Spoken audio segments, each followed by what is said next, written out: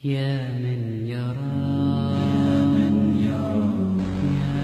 akan baca puisi yang saya yang pertama dan yang terbaik. Setelah jadi cerpen saya yang pertama ini yang terbaik, setelah itu jelek semua. Ya cuma ini tok yang baik. Ini saya baca spesial untuk Anda. Judulnya Gus Ja'far. Di antara putra-putra Kiai Saleh, pengasuh pesantren Sabilul Muttaqin dan sesepuh di daerah kami, Gus Ja'farlah yang paling menarik perhatian masyarakat. Mungkin Gus Ja'far tidak sealim dan sepandai saudara-saudaranya, tapi dia mempunyai keistimewaan yang membuat namanya tenar hingga keluar daerah. Malah konon beberapa pejabat tinggi dari pusat memerlukan sowan khusus ke rumahnya setelah mengunjungi Kiai Saleh. Kata Kang Solikin yang dekat dengan keluarga dalem, bahkan Kiai Saleh sendiri segan dengan anaknya yang satu itu.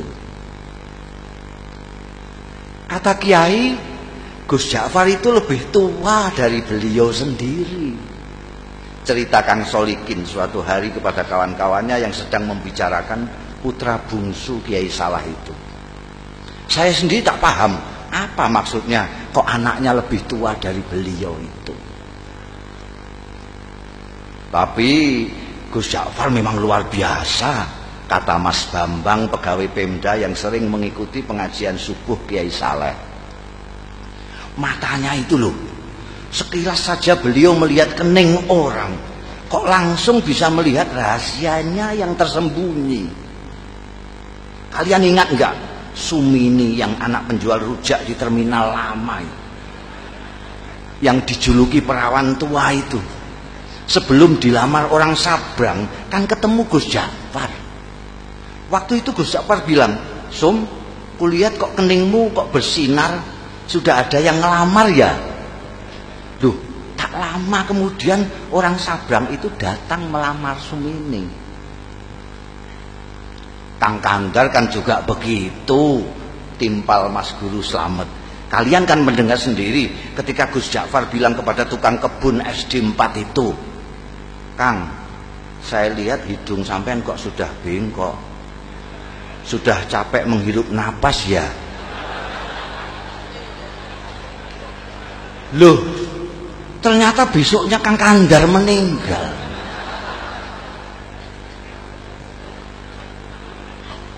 Ya, waktu itu saya pikir Gus Ja'far hanya berkelakar, sahut Ustadz Kamil. Nggak taunya beliau sedang membaca tanda pada diri Kang Kandar. Saya malah mengalami sendiri, kata Lek Salamun pemborong yang dari tadi sudah kepengin ikut bicara. Waktu itu tak ada hujan, tak ada angin. Gus Ja'far bilang kepada saya, "Wah, saku sampean kok mondol-mondol, dapat proyek besar ya?" Padahal saat itu saku saya justru sedang kempes-kempesnya. Dan percaya atau tidak, esok harinya saya memenangkan tender yang diselenggarakan Pemda tingkat provinsi. Apa yang begitu itu yang disebut ilmu kasab ya?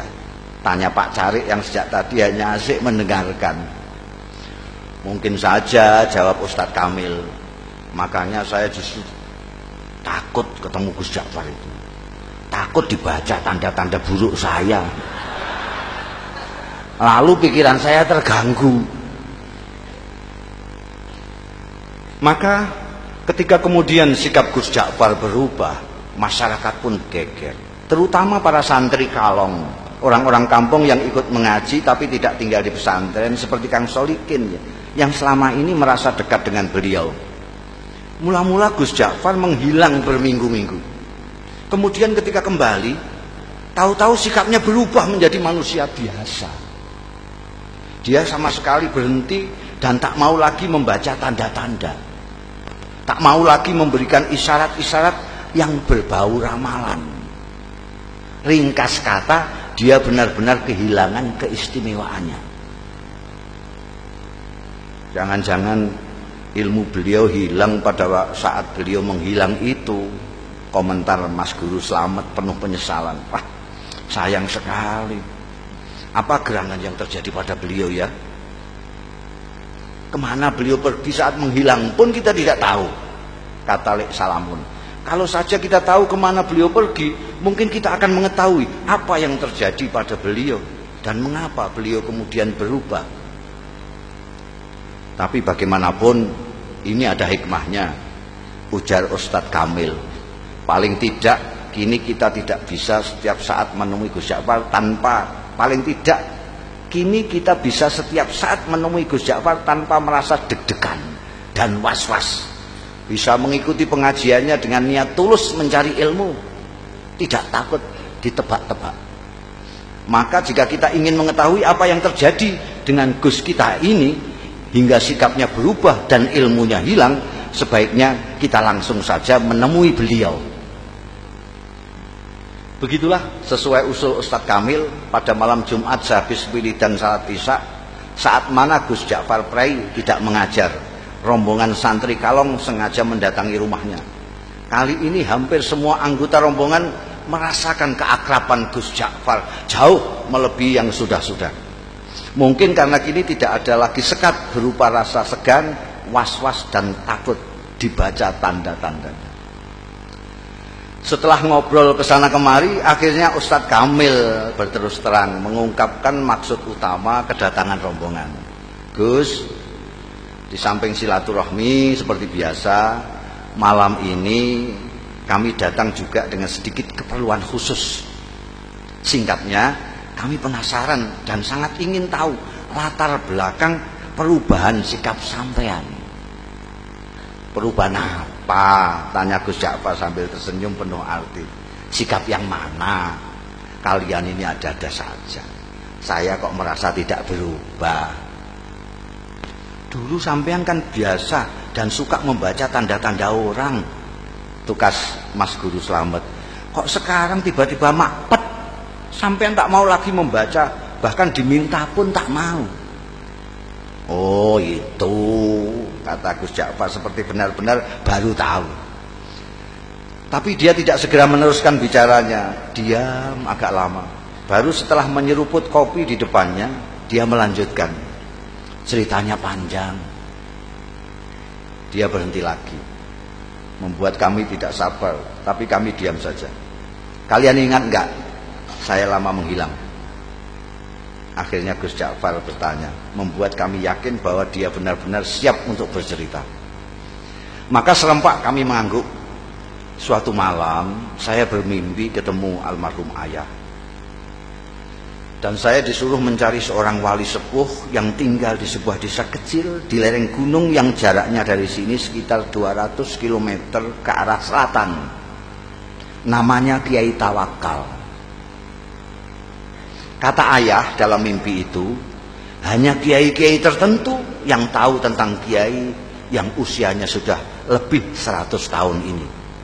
Santri-santri belajar kepada beliau pun rata-rata sudah disebut kiai di daerah masing-masing. Terus terang, sejak bermimpi itu saya tidak bisa menahan keinginan saya untuk berkenalan dan kalau bisa berguru kepada wali tawakal itu. Maka dengan diam-diam dan tanpa pamit siapa-siapa, saya pun pergi ke tempat yang ditunjukkan ayah dalam mimpi dengan niat bil barokah dan menimba ilmu beliau. Ternyata ketika sampai di sana, hampir semua orang yang saya jumpai mengaku tidak mengenal nama Kiai Tawakal. Baru setelah seharian melacak ke sana kemari, ada seorang tua yang memberi petunjuk. Cobalah nak mas, ikuti jalan setapak di sana itu, katanya. Nanti nak mas akan berjumpa dengan sebuah sungai kecil. Terus saja nak mas menyeberang. Begitu sampai seberang, nak mas akan melihat gubuk-gubuk kecil dari bambu. Nah, kemungkinan besar orang yang nak mas cari akan nak mas jumpai di sana. Di gubuk yang terletak di tengah-tengah itulah tinggal seorang tua seperti yang nak mas gambarkan. Orang sini memanggilnya Mbah Jogo. barangkali itulah yang nak Mas sebut Kiai siapa tadi? Kiai Tawakal. Ya, Kiai Tawakal. Saya yakin itu orangnya, Mbah Jogo. Saya pun mengikuti petunjuk orang tua itu menyeberang sungai dan menemukan sekelompok rumah gubuk dari bambu. Dan betul, di gubuk bambu yang terletak di tengah-tengah, saya menemukan Kiai Tawakal alias Mbah Jogo sedang dikelilingi santri-santrinya yang rata-rata sudah tua.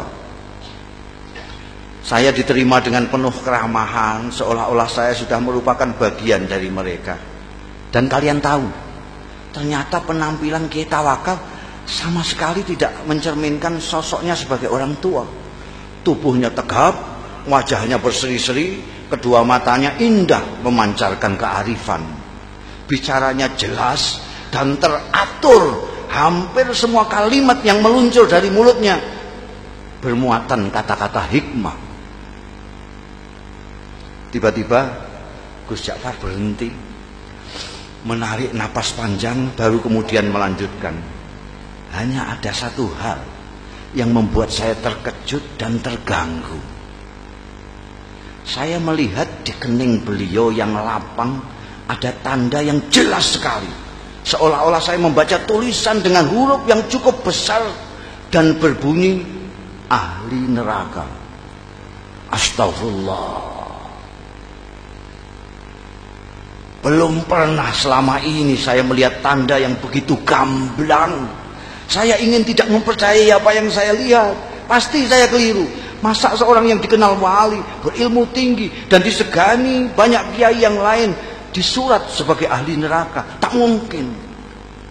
Saya mencoba meyakinkan diri saya bahwa itu hanyalah ilusi. Tapi tak bisa. Tanda itu terus melekat di kening beliau. Bahkan belakangan saya melihat tanda itu semakin jelas ketika beliau habis berwudu. Gila. Akhirnya niat saya untuk menimba ilmu kepada beliau, meskipun secara lisan memang saya sampaikan demikian, dalam hati sudah berubah menjadi keinginan untuk menyelidiki dan memecahkan keganjilan ini. Beberapa hari saya amati perilaku Kiai Tawakal. Saya tidak melihat sama sekali hal-hal yang mencurigakan. Kegiatan rutinnya sehari-hari tidak begitu berbeda dengan kebanyakan kiai yang lain. Mengimami salat jamaah, melakukan salat sunnah seperti duha, tahajud, witir dan sebagainya, mengajar kitab-kitab, umumnya kitab-kitab besar, mujahadah, zikir malam, menemui tamu dan semacamnya. Kalaupun beliau keluar, biasanya untuk memenuhi undangan hajatan atau, dan ini sangat jarang sekali, mengisi pengajian umum. Memang ada kalanya beliau keluar pada malam-malam tertentu, tapi menurut santri-santri yang lama itu pun merupakan kegiatan rutin yang sudah dijalani Kiai Tawakal sejak muda, semacam lelono broto kata mereka. Baru setelah beberapa minggu tinggal di pesantren, saya mendapat kesempatan atau tepatnya keberanian untuk mengikuti Kiai Tawakal keluar. Saya pikir inilah kesempatan untuk mendapatkan jawaban atas tanda tanya yang selama ini mengganggu saya. Begitulah pada suatu malam purnama, saya melihat Kiai keluar dengan berpakaian rapi. Beliau berbelok. Ketika kemudian saya ikuti belok, saya kaget ternyata sosoknya tak kelihatan lagi. Yang terlihat justru sebuah warung yang penuh pengunjung. Terdengar gelak tawa ramai sekali. Dengan bengong saya mendekati warung terpencil dengan penerangan petromak itu. Dua orang wanita, yang satu masih muda, yang satu lagi agak lebih tua, dengan dandanan yang menor, sibuk melayani pelanggan sambil menebar tawa genit ke sana kemari. Tidak mungkin Kiai mampir ke warung ini, pikir saya. Ke warung biasa saja tidak pantas, apalagi warung yang suasananya saja mengesankan kemesuman itu. Mas Ja'far. Tiba-tiba saya dikagetkan oleh suara yang tak asing di telinga saya, memanggil-manggil nama saya. Masya Allah, saya hampir tidak mempercayai pendengaran dan penglihatan saya. Memang betul, mata saya melihat Kiai Tawakal melambaikan tangan dari dalam warung. Dengan kikuk dan pikiran tak karuan saya pun terpaksa masuk. dan menghampiri kiai saya yang duduk santai di pojok.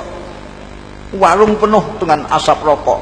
Kedua wanita menor menyambut saya dengan senyum penuh arti. Kiai Tawakal menyuruh orang di sampingnya untuk bergeser. Kasih kawan saya ini tempat sedikit. Lalu kepada orang-orang yang ada di warung, Kiai memperkenalkan saya. Katanya, ini kawan saya, dia baru datang dari daerah yang cukup jauh, cari pengalaman katanya. Mereka yang duduk dekat serta-merta mengulurkan tangan, menjabat tangan saya dengan ramah, sementara yang jauh melambaikan tangan. Saya masih belum sepenuhnya menguasai diri, masih seperti dalam mimpi. Ketika tiba-tiba saya dengar Kiai menawari, minum kopi ya. Saya mengangguk asal mengangguk. Kopi satu lagi yuk, kata Kiai kepada wanita warung sambil mendorong piring jajan ke dekat saya. Silakan, ini namanya Rondo Royal, tape goreng kebanggaan warung ini. Lagi-lagi saya hanya mengangguk kepala asal mengangguk. Kiai Tawakal kemudian asik kembali dengan kawan-kawannya dan membiarkan saya bengong sendiri. Saya masih tak habis pikir, bagaimana mungkin Kiai Tawakal yang terkenal waliullah dan dihormati para kiai lain bisa berada di sini, akrab dengan orang-orang beginian, bercanda dengan wanita warung. Inikah yang disebut Lelono Broto? Ataukah ini merupakan dunia lain beliau yang sengaja disembunyikan dari umatnya? Tiba-tiba saya seperti mendapat jawaban dari tanda tanya yang selama ini mengganggu saya, dan karenanya saya bersusah payah mengikutinya malam ini. Oh, pantas di keningnya aku lihat tanda itu. Tiba-tiba sikap dan pandangan saya terhadap beliau berubah.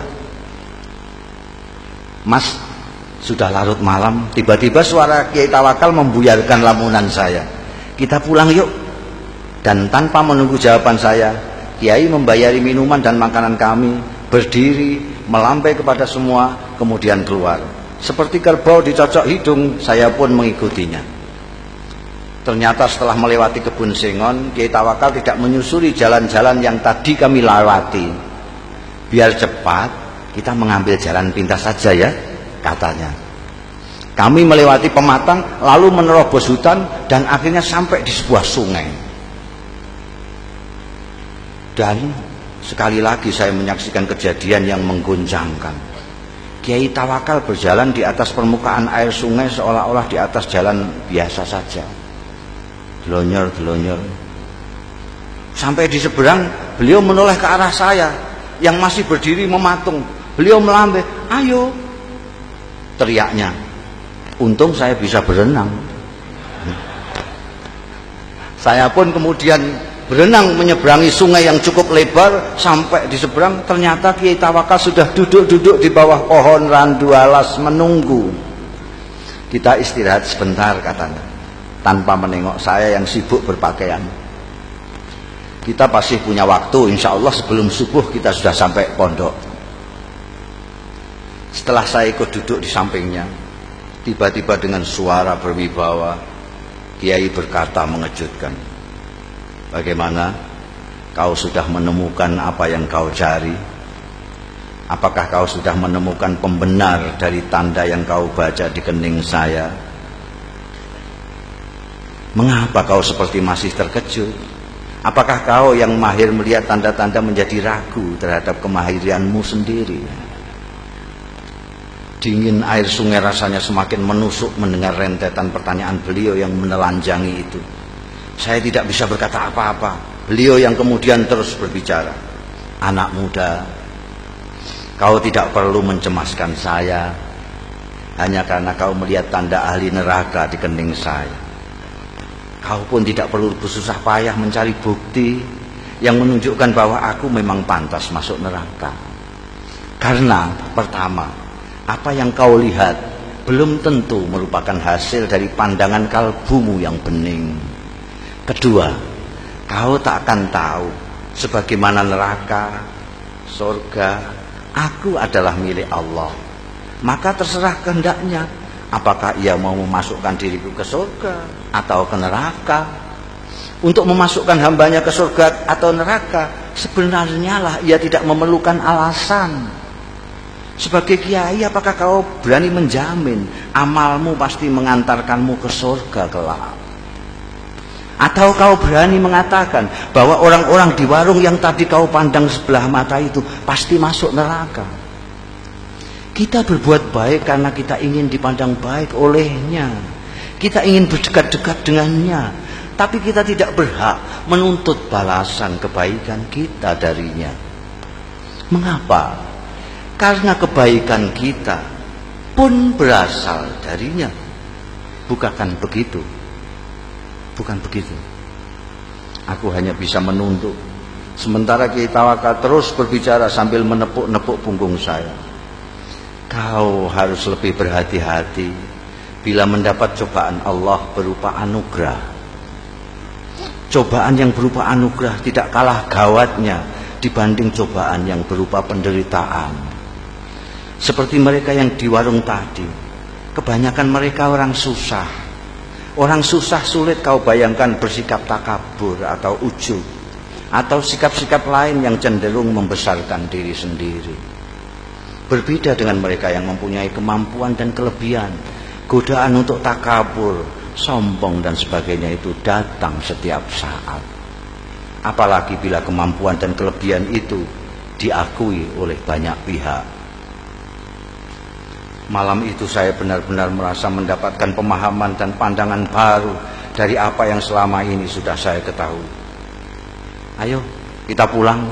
Tiba-tiba Kiai bangkit. Sebentar lagi subuh. Setelah sembahyang subuh nanti kau boleh pulang. Saya tidak merasa diusir. Nyatanya memang saya sudah mendapat banyak dari Kiai luar biasa ini. Ketika saya ikut bangkit, saya celinguan. Kiai Tawakal sudah tak tampak lagi. Dengan bingung saya terus berjalan. Ku dengar azan subuh berkumandang dari sebuah surau, tapi bukan surau bambu kami.